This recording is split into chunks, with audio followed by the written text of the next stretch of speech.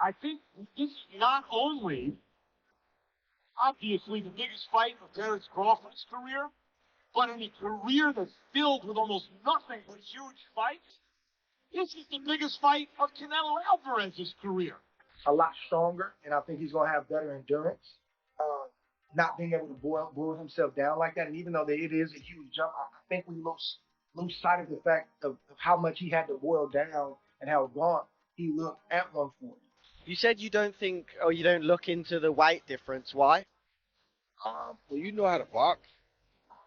When you're as skillful as Terence Crawford is, weight don't really matter much. Max Kellerman, part of Netflix's star-studded broadcast team, gives his final fiery take on the Canelo Alvarez versus Terence Crawford showdown. Known for sharp analysis and deep historical insight, Kellerman hypes this clash as one of boxing's most defining events. With anticipation soaring, he frames the fight as a legacy-defining spectacle destined to shake the sport. A great chin. But in terms of, if you want to go skill for skill, especially the recent version of Canelo, who's had to turn into a seek and destroy guy, who had to learn as his career went on to cut off the ring and not just follow guys around. Like Lara, Trout, Floyd, he followed those guys around. He had trouble because he's really a natural counterpuncher who wants you to come to him. But in recent years at super middleweight, he's gotten really good at cutting off the ring. Again, last fight notwithstanding. So as an overall suite of skills, recent vintage, it's been Crawford. Okay.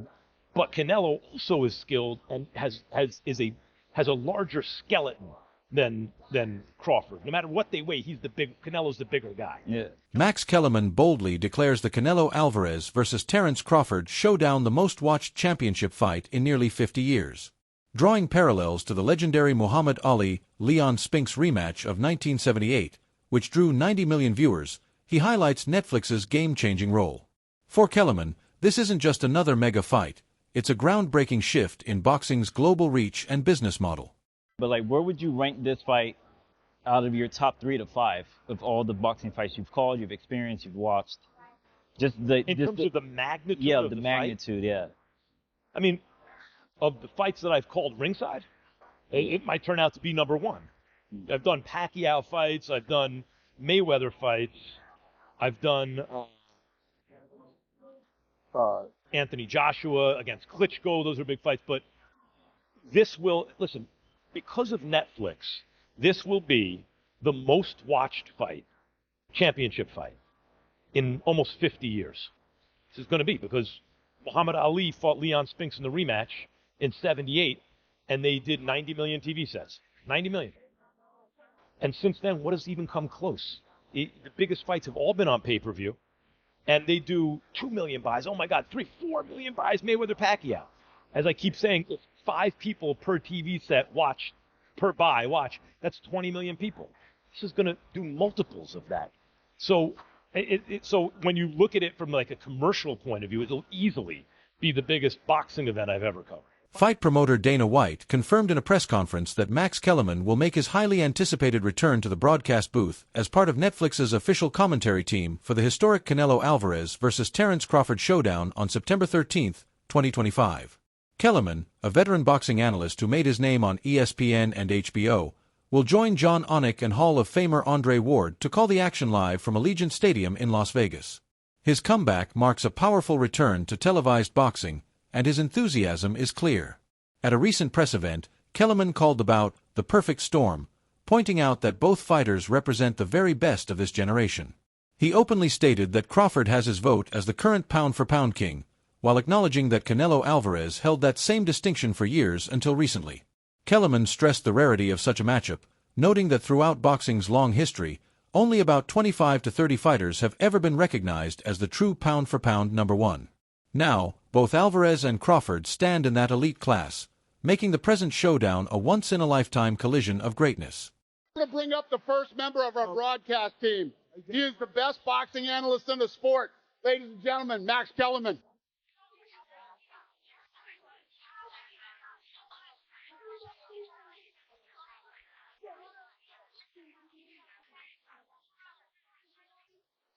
All right, so I know you guys are excited about this fight. but I don't think you understand what a big deal it is. This is a perfect storm. Perfect storm. First of all, Turki Al-Sheikh. We're lucky he happens to be a boxing fan. None of this happens if he doesn't happen to be a boxing fan. It's just none of us are here. Nick Khan, best in the business. Dana White.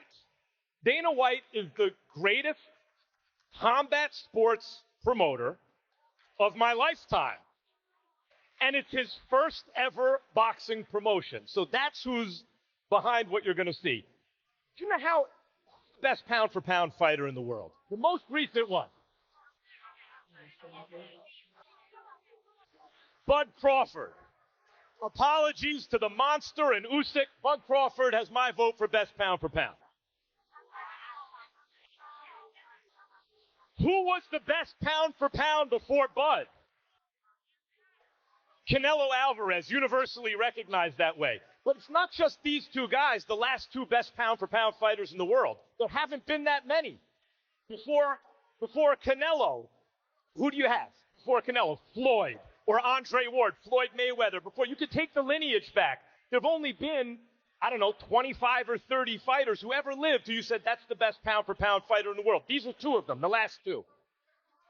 And they're going to fight in Las Vegas on September 13th. Canelo is 62-2. 2 draws, 62-2. So was Marvin Hagler when Sugar Ray Leonard moved up to fight him, and they produced one of the biggest spectacles in the history of boxing.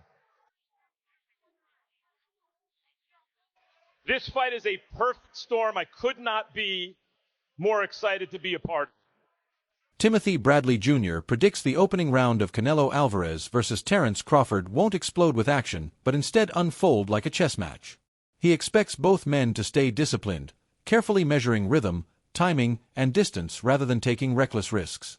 Bradley notes Crawford's tendency to patiently pace himself, setting traps as the fight develops, while Canelo traditionally spends early rounds studying his opponent before making adjustments. According to Bradley, fans should brace for a tactical first round where information gathering takes priority over fireworks. The real intensity, he suggests, will ignite in the later rounds once both fighters have decoded each other's strategies. His punching power as well. In the beginning, it's all the position balance. Like both guys are trying to get balance and trying to find their rhythm. Understanding their distance to where they can punch and at the same time avoid getting hit. It takes Crawford a little bit more time than I would say Canelo to get right to it. Canelo, although he is a prolific counterpuncher, fantastic counterpuncher, he tends to find his spots a lot quicker. And the indication of that is when, if you look at any of the boxers that Canelo has faced, Trout, even Danny Jacobs, even when he fought against Charlo, you just check out the first round. He usually takes off, just feels the power, cruises, see what these guys know, couple of feints, level changes, gathering information, right?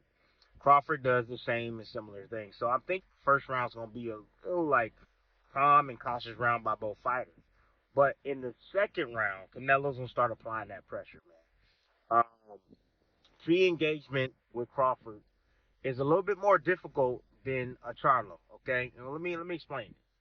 So pre-engagement is the movements before you get into that sweet spot, which is mid-range, to be able to let your hands go, right? Both guys are trying to counter each other's movement. Both guys are looking at each other's, hands, trying to anticipate what they believe is going to come next. During those periods right there, Crawford is one of the best at it, okay? Because he's smart. He's cerebral. Like, a fighter to a fighter, we can feel when another fighter is like, oh, he's on my rhythm. WBC lightweight champion Shakur Stevenson stands firm in his prediction that Terence "Bud" Crawford will defeat and possibly stop Canelo Alvarez. Stevenson points to Crawford's elite speed, high ring IQ, and dangerous southpaw stance as decisive advantages. He's even warned fans that Crawford will cook Canelo, suggesting a one-sided performance. Stevenson first voiced this belief back in 2021 and has only doubled down since, arguing that Crawford's precision, patience, and adaptability make him the logical favorite in this high-stakes clash of pound-for-pound greats. For Stevenson, Crawford isn't just a threat, he's the man destined to take over. I think Bud gonna fix Canelo. I think he's gonna cook him. I think, Canelo a hell of a fighter. But I think Bud just got all the tools to do that. You don't think the weight difference is too big of an advantage? I think y'all make that something, In certain fights, Boxing makes it something.